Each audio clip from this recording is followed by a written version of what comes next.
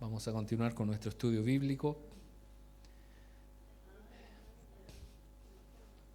Hoy vamos a ver la ética de la pena capital.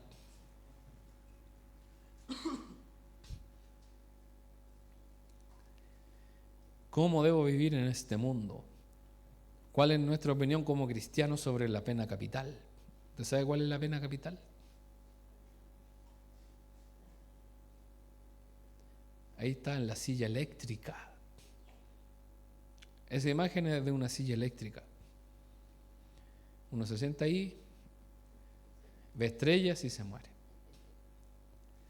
Es un instrumento de ejecución que hasta el día de hoy se sigue usando en países, sobre todo el norte de América. Hay muchas opiniones respecto a esto. ¿Usted está de acuerdo o no está de acuerdo? ¿Quiere o no lo quiere? La pena de muerte. Y lo vamos a ver la primera parte hoy. La pena capital, como lo decía, es la pena de muerte. Un problema complejo y está relacionado con la cuestión más profunda del valor, la dignidad y la santidad de la vida humana. Porque la vida humana es valiosa porque la dio el Señor. Nuestro Padre, nuestro Dios, nos dio la vida. Él hizo que se formara en nuestro corazón, comenzara a latir, y Él nos dio el soplo de vida. Y hay prohibiciones para asesinar. No matarás. Podemos estar a favor o en contra. Podemos desear que quienes han cometido crímenes tan atroces paguen con la muerte como la condena más justa. En el caso de Estados Unidos, la pena de muerte sigue vigente en algunos estados, no en todo Estados Unidos. Pero si justo a usted se le ocurre ir a ese estado y comete un crimen con una pena capital, hasta ahí llegó. Lo van a ejecutar. Y hasta el día de hoy se hacen esas ejecuciones.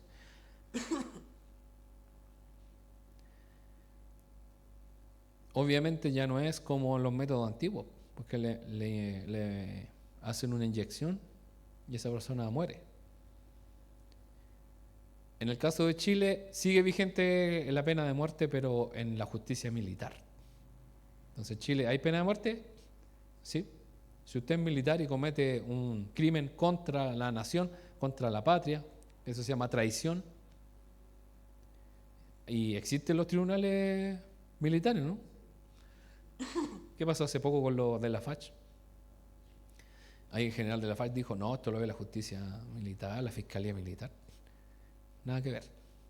Finalmente la fiscalía ordinaria, no es que sea ordinaria, sino que normal, podríamos decir, es la que tiene que conocer eso.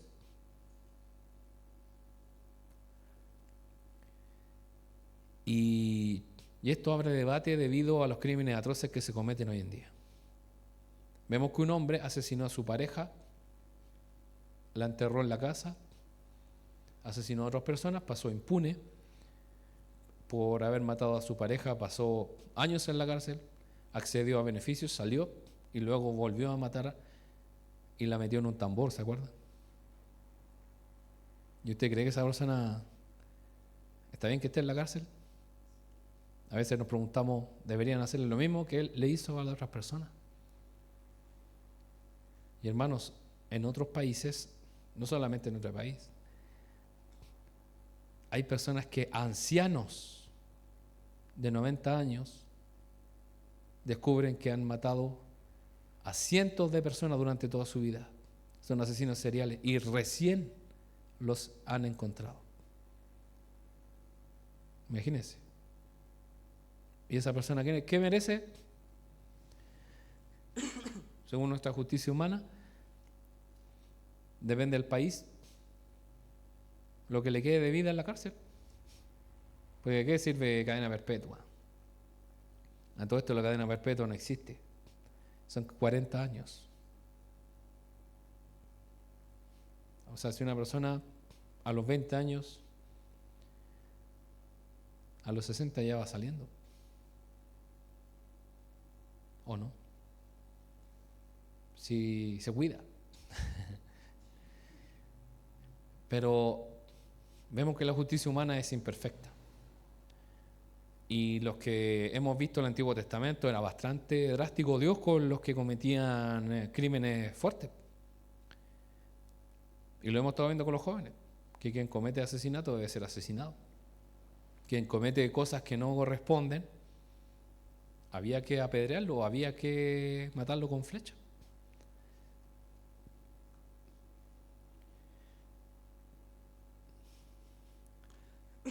Vamos a avanzar ahí. Bueno, hace un poco chico, pero es literalmente aquí un versículo bíblico que Dios le dio una orden divina a los estados, a los gobiernos para tener autoridad.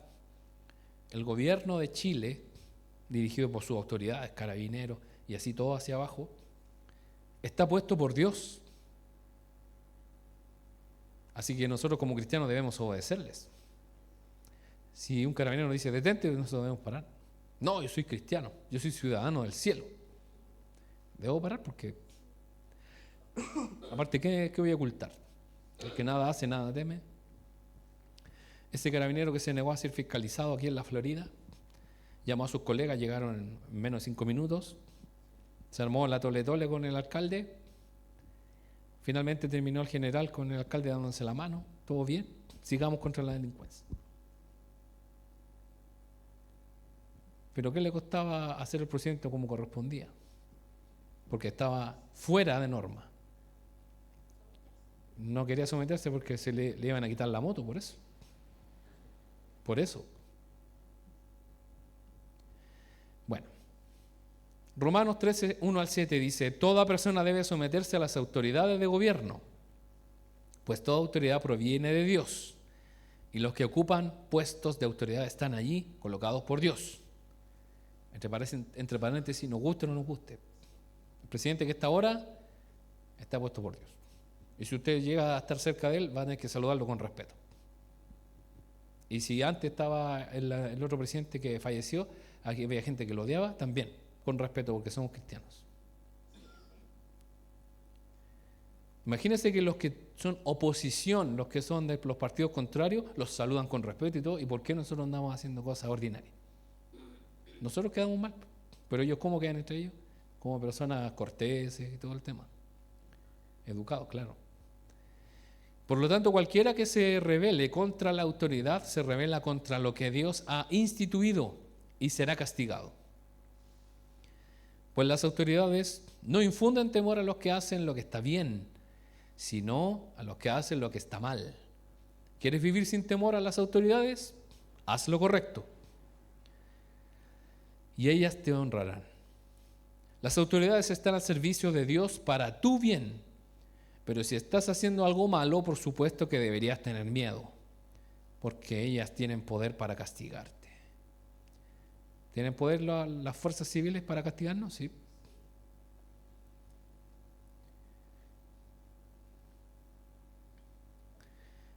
Están al servicio de Dios para cumplir el propósito específico de castigar a los que hacen lo malo. Por esto tienes que someterte a ellas, no solo para evitar el castigo, sino para mantener tu conciencia limpia. Por esas mismas razones también paguen sus impuestos. Ay, nos pegó a todos. Sale en la Biblia, lamentablemente. No puede andar ahí arrancando, evadiendo. Pues los funcionarios de gobierno necesitan cobrar su sueldo. Esta es la NTV, por supuesto. Ellos sirven a Dios con lo que hacen, aunque lo hagan de mala gana, de mala cara. Ustedes den a cada uno lo que le deben, paguen los impuestos y demás aranceles a quien corresponda y den respeto y honra a los que están en autoridad.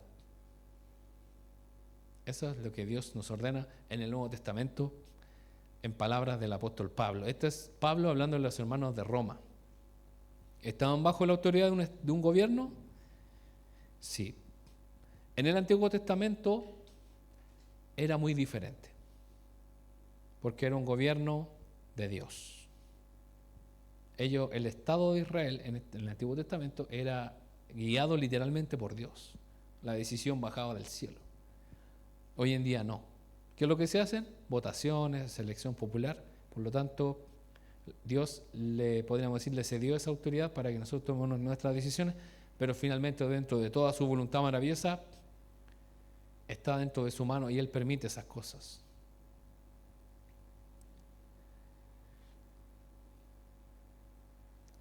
Por orden de Dios. Todo fue establecido por orden de Dios. Este es el texto más claro y enfático que nos da la Escritura respecto a la noción de que el poder de gobierno está arraigado en una orden de Dios. Hermano, aunque sea el gobierno más ateo del mundo, Dios ordenó que fueran así, pero también Dios tiene un propósito detrás de todo eso, para mostrar la maldad del ser humano. O sea, en el puesto que esté, hay maldad en su corazón. Y nunca, hermano, van a ser perfectas. Ni siquiera los gobiernos de Israel que fueron guiados por Dios, como David, Salomón, fueron perfectos porque se siguieron equivocando y trajeron mal a su pueblo. El apóstol Pablo está hablando de un estado secular, no teocrático. Teocrático quiere decir que Dios gobierna. Nosotros somos el pueblo de Dios, ciudadanos del cielo. Somos guiados por lo que Dios manda, sí, pero yo tengo que pagar mis impuestos. Usted cuando va a sacar un certificado al servicio de registro civil, tiene que pagar los aranceles. Si va a una notaría, tiene que pagar. Si va a la municipalidad, tiene que pagar. Y así.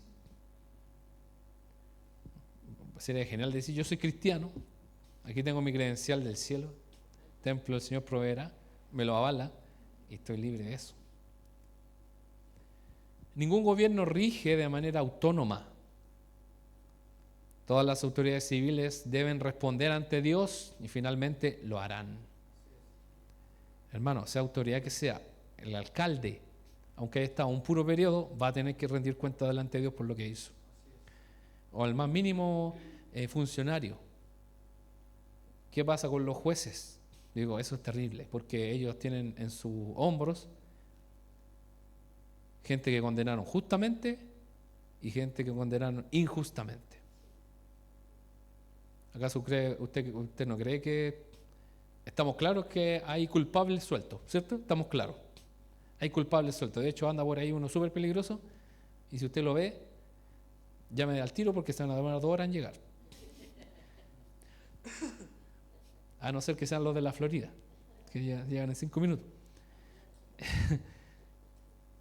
Se le escapó uno. ¿Y acaso usted no cree que hay inocentes en la cárcel? También.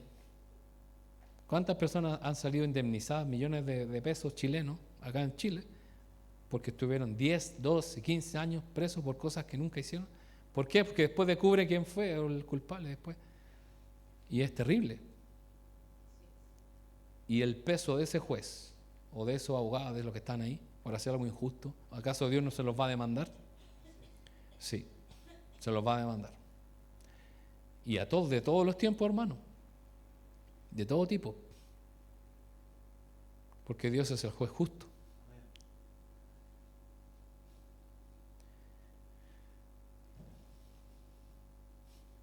Obediencia al gobierno.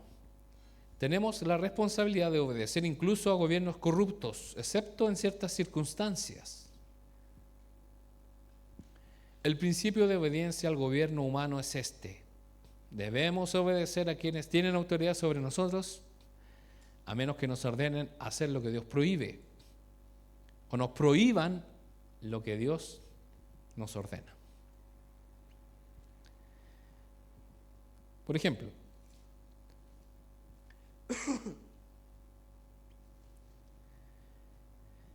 aquí tenemos gobiernos que son literalmente contra la palabra de Dios. ¿Y qué es lo que hacen? Prohíben que se predique el evangelio, prohíben que se junten personas a alabar a Dios, pero también hay gobiernos que exigen ciertas cosas y que los cristianos van a oponerse a hacerlas. Les voy a dar un ejemplo. Los países musulmanes, a cierta hora ellos se arrodillan a orar. ¿Usted sabe eso? En dirección a la Meca, hacia el oriente, hacia allá, donde estén, tienen que ponerse.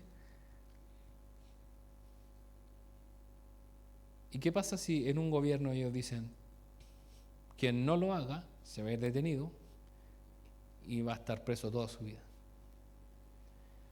Y usted como cristiano, que justo estaba de turista por ahí, no sé, ¿qué va a hacer? ¿Se va a arrodillar? Total, yo voy a orar a mi Dios. Bueno, ahí tiene que ver la conciencia. Y esto fue justamente lo que le sucedió a Daniel y a sus amigos. Se levantaron dioses, se levantaron estatuas para adorar. ¿Y qué es lo que hicieron ellos? Se negaron a inclinarse delante de ellos. Por lo tanto, ¿se notaba o no? Sí, porque están todos agachados y ellos están parados. Me imagino a los amigos diciéndole, arrodíllate, apúrate, te van a castigar. ¿Qué te cuesta? Pero delante de Dios ellos no adoraban a nadie más que al Señor. Y vemos que hoy en día nuestro país tiene libertad en cuanto a este tipo de persecución, pero no sabemos si el día de mañana va a continuar siendo así. No lo sabemos. Y este es el principio de obediencia. ¿Debemos obedecer a los que tienen autoridad, aunque sean ateos, aunque sean contrarios a Dios? Sí, a menos que nos ordenen hacer lo que Dios prohíbe o nos prohíban hacer lo que Dios nos ordena hacer, que es, por ejemplo, predicar el Evangelio o juntarnos para adorar a Dios. Y ahí está el texto que leíamos, pero más extenso, para tener una visión más amplia de lo que sucedió en este momento en que el Sanedrín tomó a Pedro y a los demás apóstoles detenidos. Lo vamos a leer solamente para tener este contexto un poco más amplio. Hechos 5, del 27 al 42. El capitán fue con los guardias del templo y arrestó a los apóstoles, pero sin violencia, porque tenían miedo de que la gente los apedreara. O sea, estaba Pedro predicando a los apóstoles y vienen estos y le ¿podemos ir para allá? Muy tranquilitos. ¿Y estos apóstoles cooperaron? Sí. Después llevaron a los apóstoles ante el Concilio Supremo, donde los confrontó el sumo sacerdote. Les ordenamos estrictamente que no enseñaran nunca más en nombre de ese hombre, les dijo. En lugar de eso, han llenado a toda Jerusalén con la enseñanza acerca de él y quieren hacernos responsables de su muerte. Pero sí, ustedes son los responsables. ¿Ustedes se quieren hacer los desentendidos? Pero Pedro y los apóstoles respondieron, nosotros tenemos que obedecer a Dios antes que cualquier autoridad humana. Estaba el sumo sacerdote, no estaba un siervo, no estaba un cargo término medio, no, estaba la máxima autoridad diciéndoles no lo deben hacer. El Dios de nuestros antepasados, dice Pedro, levantó a Jesús de los muertos después de que ustedes lo mataron colgándolo en una cruz. Les está diciendo lo que ellos hicieron. Les está diciendo la verdad. Luego Dios lo puso en el lugar de honor a su derecha, como príncipe y salvador. Lo hizo para que el pueblo de Israel se arrepintiera de sus pecados y fuera perdonado. Nosotros somos testigos de estas cosas y también lo es el Espíritu Santo dado por Dios a todos los que lo obedecen. Increíble. Están delante de una autoridad y ellos no se quedan callados. Siguen predicándole a Él. ¿Acaso a usted se le ocurriría presentarse delante de un juez y empezar? Dios lo ama, el Señor quiere que usted cambie, por eso Jesús murió, ascendió y ahora está a la diestra de Dios. ¿Usted haría eso? No, porque a ver si me van a agarrar, me van a tirar al calabozo de forma inmediata. Pedro estaba lleno de la presencia de Dios y no podía dejar de hablar de otra cosa. Y debemos llenarnos del Señor. Que todo lo que hablemos tenga que ver con el Señor. Al oír esto, el Concilio Supremo se enfureció y decidió matarlos. Pero uno de los miembros, un fariseo llamado Gamaliel, experto en la ley religiosa y respetado por la autoridad, por toda la gente, se puso de pie y ordenó que sacaran de la sala del concilio a los apóstoles por un momento. Entonces le dijo a sus colegas: hombres de Israel, tengan cuidado con lo que piensan hacerles a estos hombres.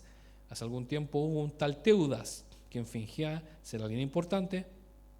Unas 400 personas se le unieron, pero a él lo mataron y todos sus seguidores fueron, cada cual por su camino. Todo el movimiento se redujo a nada. Después de él, en el tiempo en que se llevó a cabo el censo, apareció un tal Judas de Galilea. Logró que gente lo siguiera, pero a él también lo mataron y todos sus seguidores se dispersaron. Así que mi consejo es que dejen a esos hombres en paz. Póngalos en libertad. Si ellos están planeando y actuando por sí solos, pronto su movimiento caerá. Pero si es de Dios, ustedes no podrán detenerlos. Tal vez hasta se encuentren peleando contra Dios. Los otros miembros aceptaron su consejo. Llamaron a los apóstoles y mandaron que los azotaran. Luego les ordenaron que nunca más hablaran en el nombre de Jesús y los pusieron en libertad. Los apóstoles salieron del Concilio Supremo con alegría. Imagínense, les pegaron fuerte. Seguramente le dejaron herida. ¿Y ellos cómo salieron? Bien. Gracias, Señor, porque Dios los había considerado dignos de sufrir deshonra por el nombre de Jesús. Es una alegría que usted no la puede entender. Y cada día en el templo y casa por casa seguían enseñando y predicando este mensaje: Jesús es el Mesías. Ya vemos una imagen de lo que pudo haber sido. Estos hombres diciéndole: no prediquen más el Evangelio de Jesús. Y ellos diciéndole: sí, seguro. Porque ellos estaban dispuestos a morir. Y esto era solo el comienzo de lo que vendría después. Estamos en Hechos capítulo 5. En Hechos capítulo 2 ellos fueron llenos del Espíritu Santo. La única forma en que una persona se pueda comportar de esa manera es estando llena del Espíritu Santo. Porque una persona que no esté llena del Espíritu Santo, ¿qué creen que haría? Perdónenme, no lo hago más, disculpen, me voy a poner en otro lado más escondido para que no se molesten ustedes. Disculpen las molestias. Pido disculpas públicas, pago la multa que sea. ¿Se dan cuenta?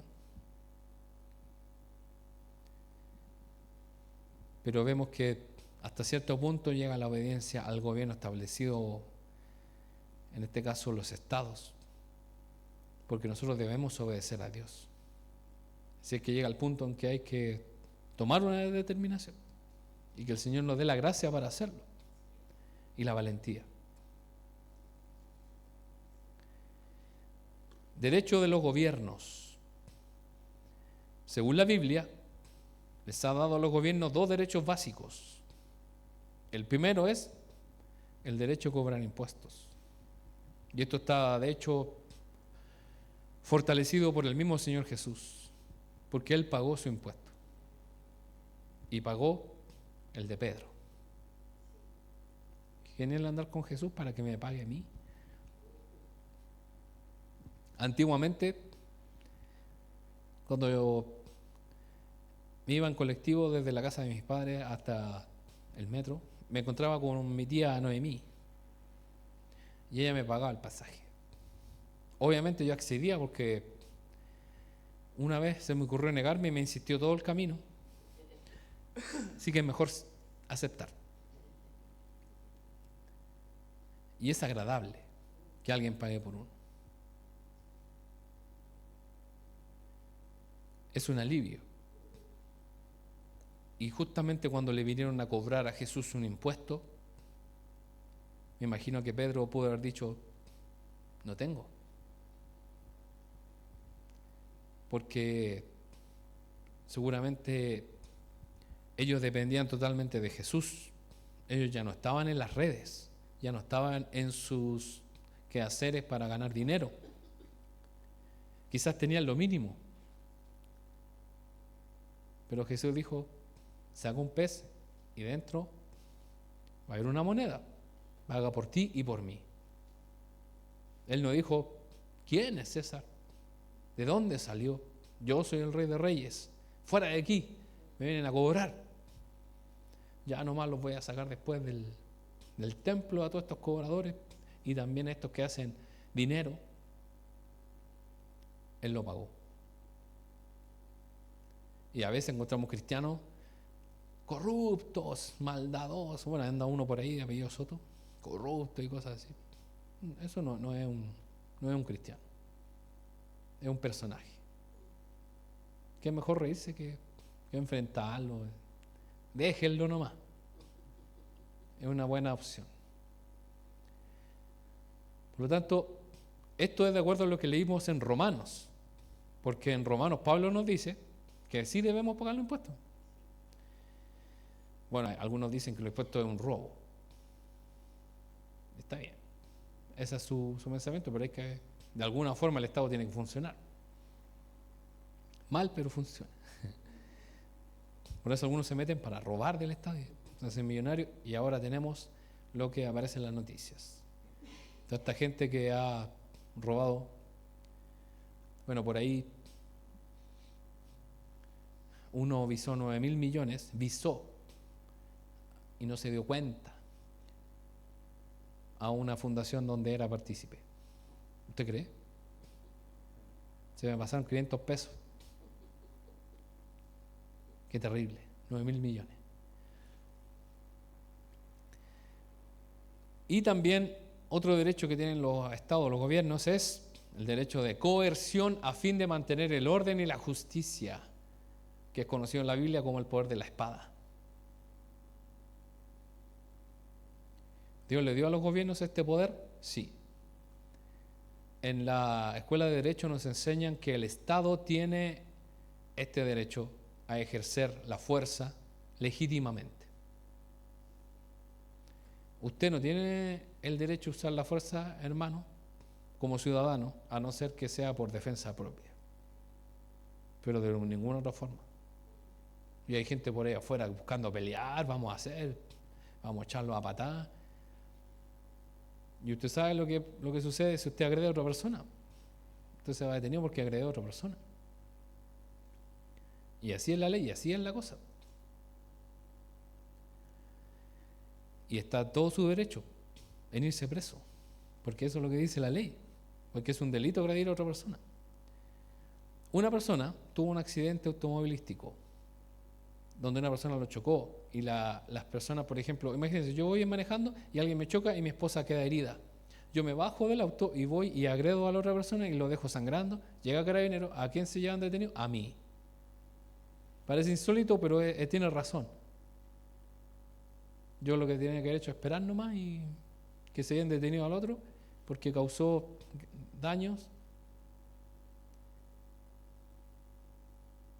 Por lo tanto, el único que tiene derecho, en este caso, avalado por Dios, a ejercer la violencia o la fuerza para establecer el orden, aquí lo tenemos, es como en este caso el Estado, con las policías, las fuerzas, y ellos tienen el derecho a hacerlo. ¿Y está bien o está mal? Yo creo que está bien, pero de alguna forma hay que traer orden, si no habría un caos. Me puse unos policías mexicanos para que no hubiera problemas con los chilenos. La primera aparición del gobierno en la Biblia se encuentra en Génesis, cuando Adán y Eva son expulsados del huerto del Edén. La entrada fue resguardada por un ángel con una espada encendida.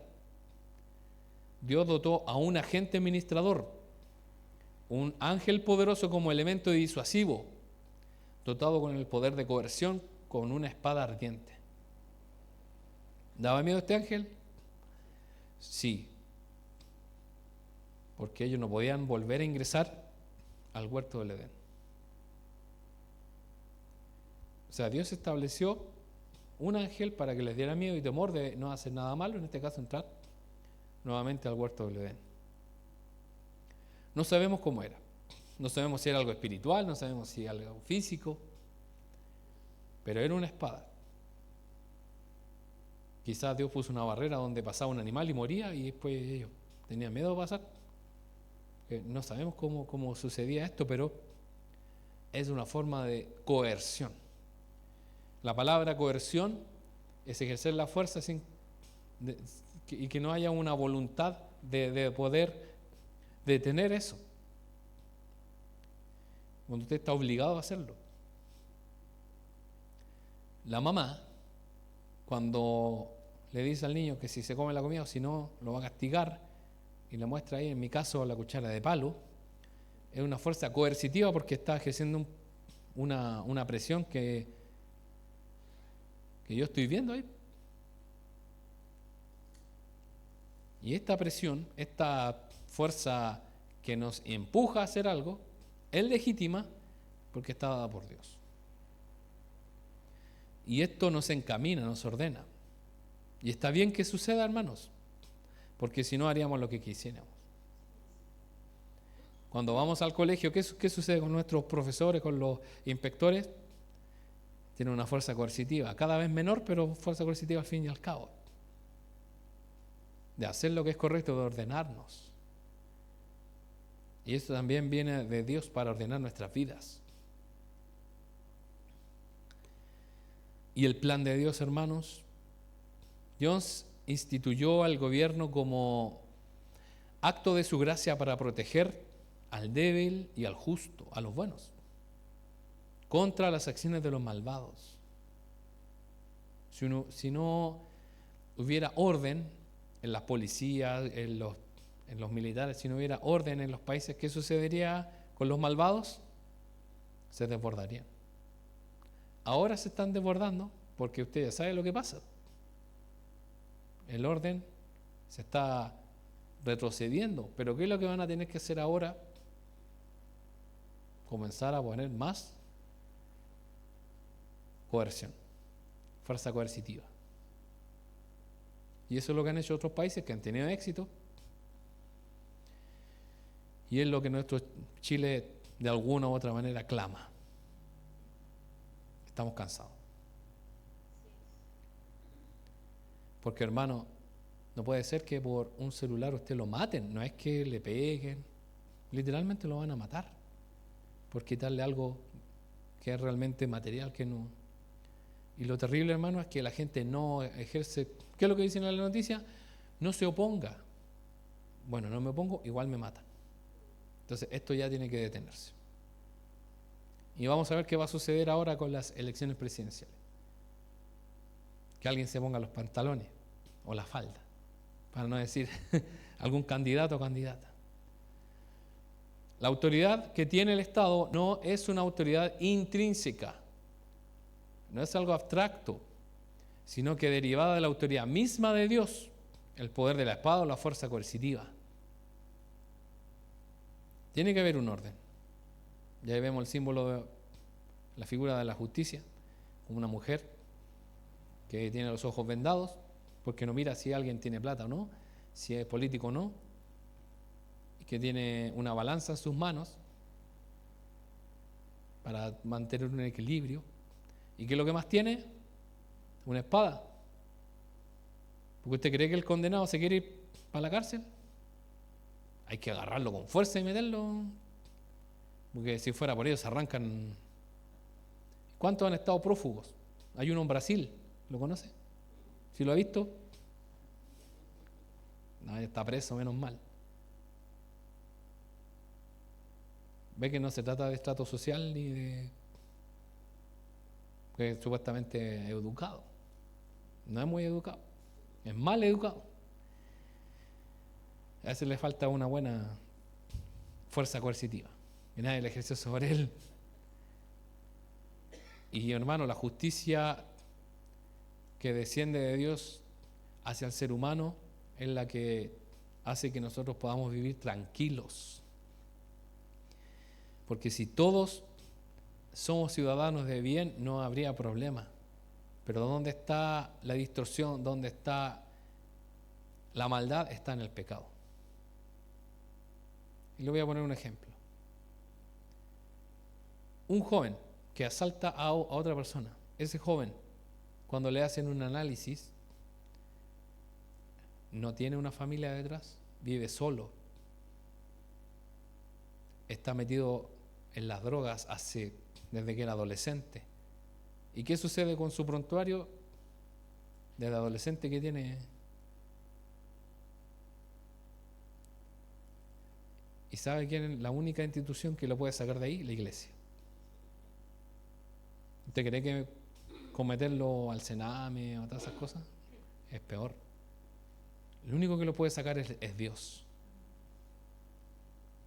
Y aún en esos lugares terribles como en la cárcel está Dios con los hermanos que están ahí, que predican adentro y afuera, porque de afuera también entran a predicar y uno los ve cuando van muy terneados y están ahí esperando entrar, y son ministerios de hombres y mujeres, porque también en cárceles de mujeres también hay ministerios de mujeres que entran a predicarles, porque lo único que pueden cambiar las vidas es la palabra de Dios, porque la justicia finalmente viene de Dios, no de los gobiernos, no de la educación de un colegio, porque este colegio tal puede ser de excelencia, puede ser de lo mejor, pero si no tienen a Dios en el corazón, van a salir delincuentes y gente asesina y de todo.